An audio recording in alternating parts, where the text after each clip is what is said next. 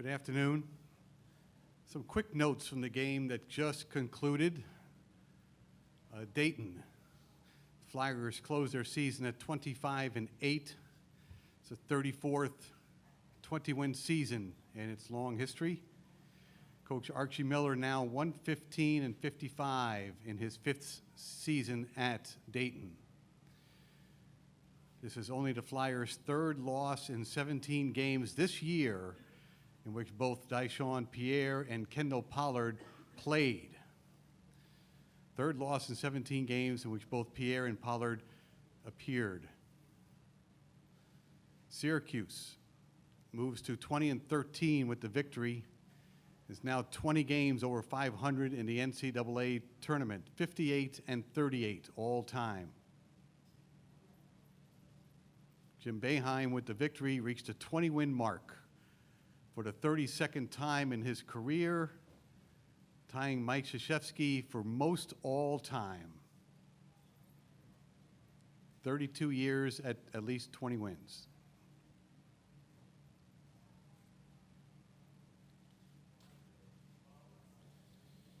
The housekeeping rules are the same as yesterday. We're going to have the coach open up with a statement.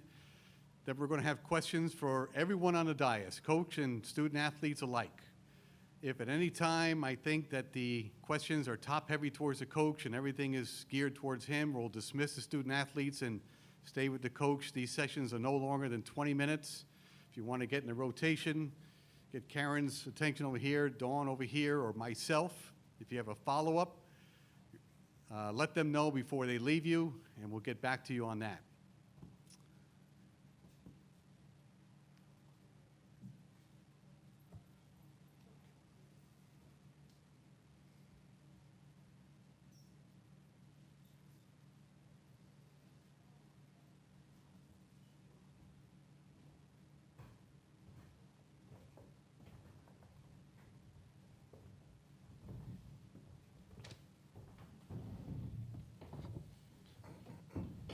Flyers are represented by Charles Cook and Scoochie Smith from the student body. Coach Archie Miller is here as well.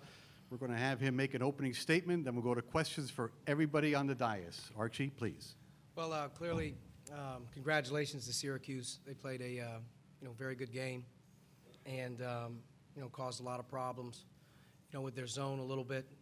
And I thought our offense, as we missed some opportunities early in the game and late to convert some two-point baskets, some easy ones, free throws, or a couple open ones, it started to deflate us a little bit. But all in all, as I told the guys in the locker room, in particular, going to miss Deshaun and Bobby. Those guys started us off a couple years ago and gave us an opportunity to even be here today. And these two guys next to me as well, to have 25 wins, a share of a conference championship, to be back in here for our 3rd year. Very disappointed in the way we played, but also very proud of where we're at right now. Thank you. Questions for all 3 gentlemen? Right back there in the aisle, and we'll go 2 here. Thank you. Go. Steve's the kind of player that would typically be able to handle Syracuse pretty well. What did they kind of do to neutralize him a little bit, especially in the second half? Steve? Yeah. We just, to be honest with you, I think Steve had some opportunities, especially early in the game, a couple dunks. He also probably had 3 to 5 just offensive rebound opportunities that he didn't either snatch up or put in the basket. But, in Steve's 19 minutes or so, he had a better impact, I thought, on offense than defense. But, he'll get better. He's got to get stronger. I think it's a big thing for him. Right here in the middle.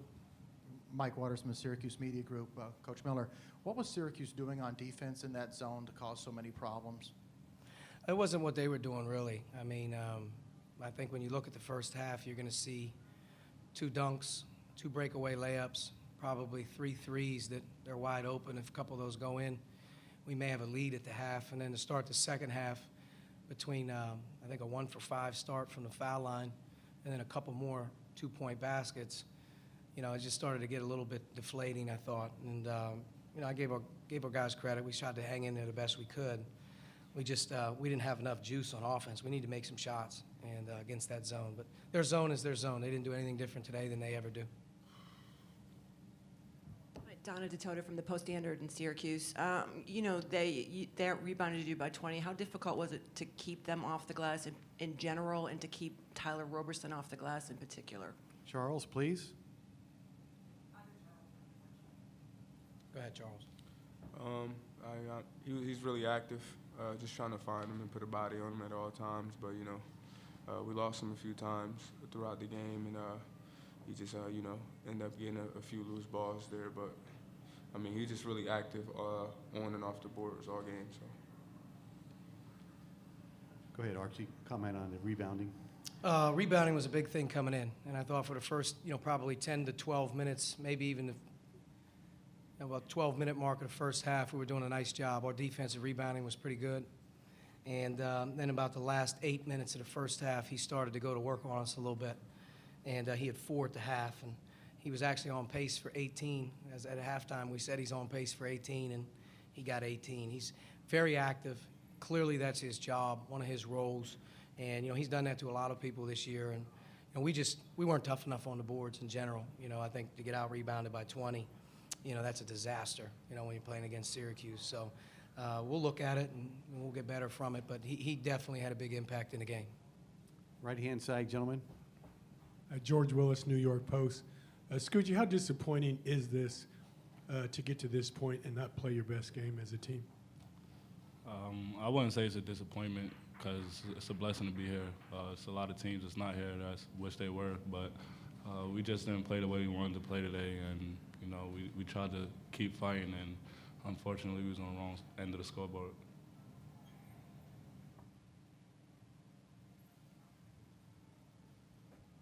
Right there in the center. Mike Waters from Syracuse Media Group again. Archie, you guys did a great job on Trevor Cooney and Michael Benedict. So how big a factor is it when a freshman like Malachi Richards steps in and scores like he did today? Well, in watching film, he's a very talented guy. He's not like a freshman. I mean, he's got a green light. He's big, and, you know, he's a problem. You know, I thought for most of the game we had bodies in front of him. You're not going to hold those guys down. You know, they've done a nice job. But he clearly, early in the game, got going, a couple threes, and then a couple drives, and I thought he was very aggressive the whole game. You know, they have 3 guys out there that can really get going, and, you know, it only takes one guy to sort of change the game a little bit, and I thought he was their game changer.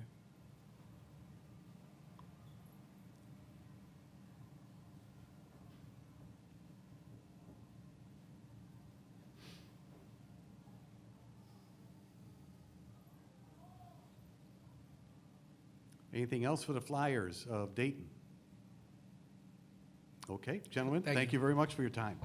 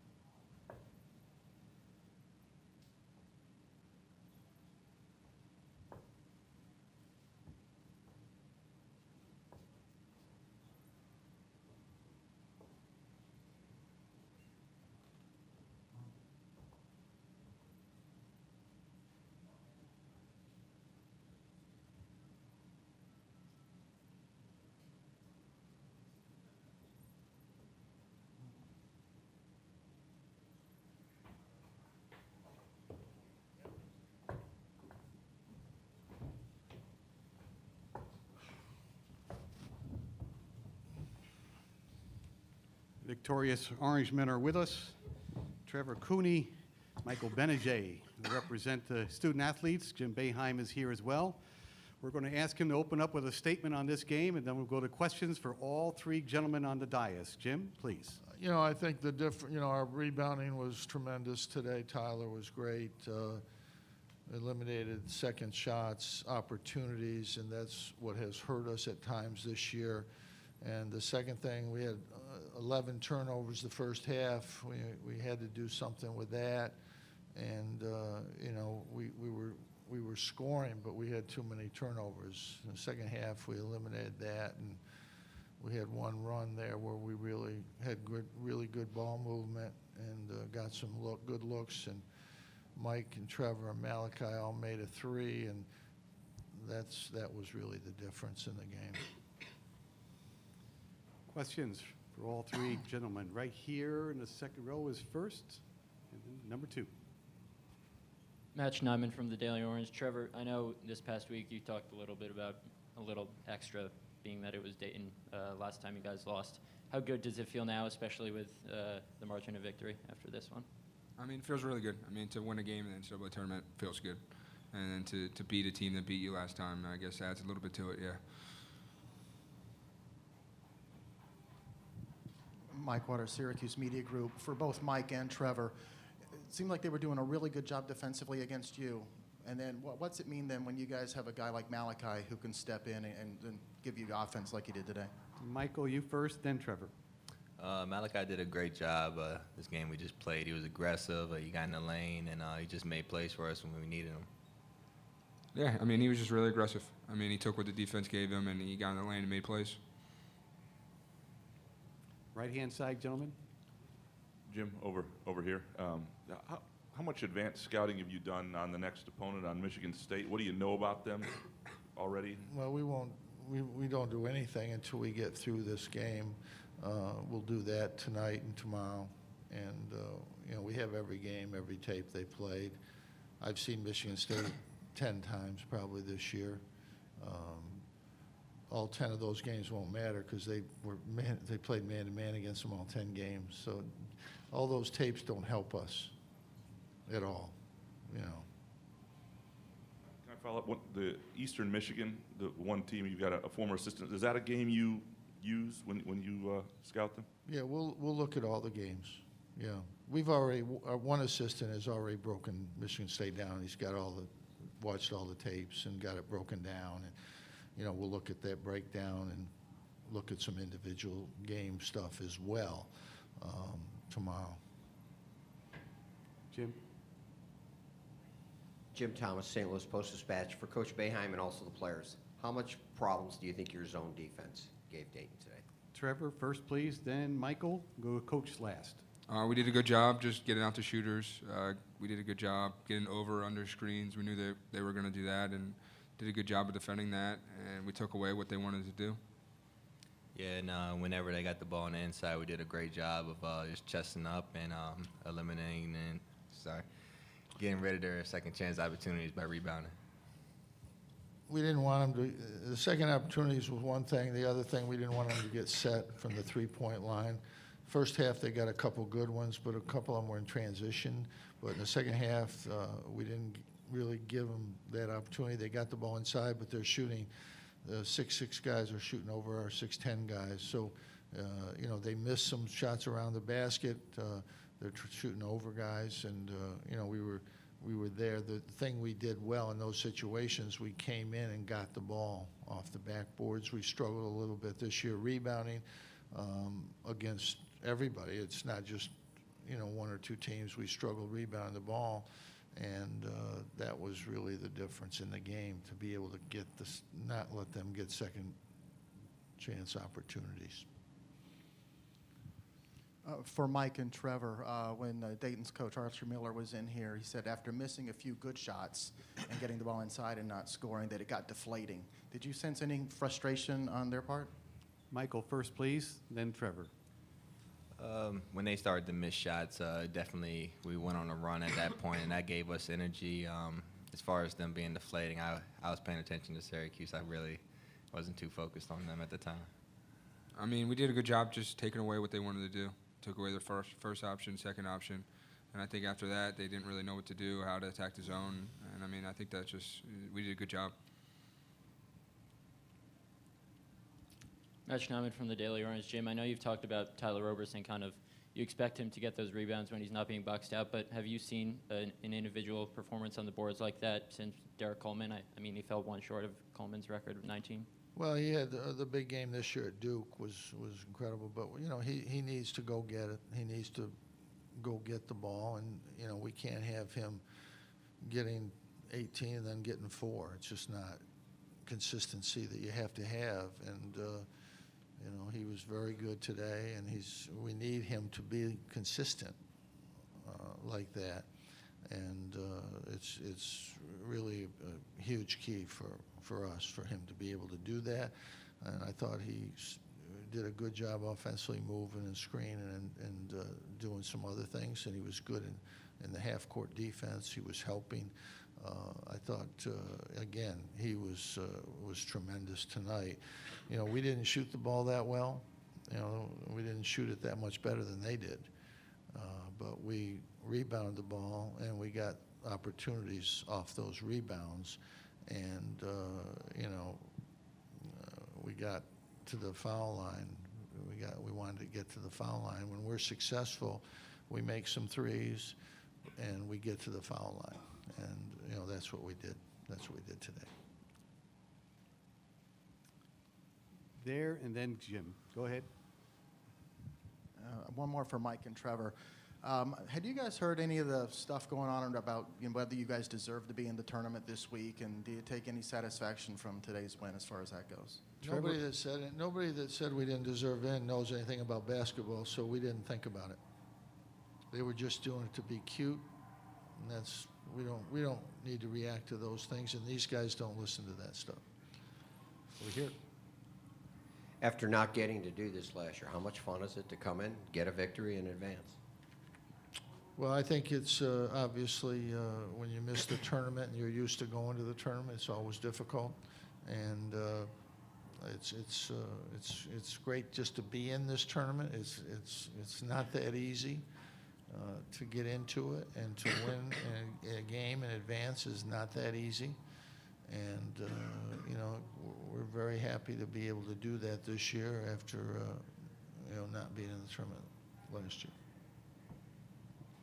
This is Mark Gunnels from BSO. In years past, Syracuse has been known for being a highly ranked team. This year, coming in as a 10th seed, does it feel like it's less pressure than years past? The question is for who?